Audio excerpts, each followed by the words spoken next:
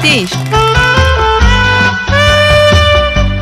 આ પાવન અવસર પર શ્રી સિદ્ધાચલમ ટ્રસ્ટ પરિવાર તરફથી તેમને જન્મદિવસની ખૂબ ખૂબ શુભકામનાઓ અને હાર્દિક આશીર્વાદ. પરમાત્માની કૃપાથી તેમનું જીવન સુખ, શાંતિ, સમૃદ્ધિ અને સારા સ્વાસ્થ્યથી સદાય ભરેલું રહે.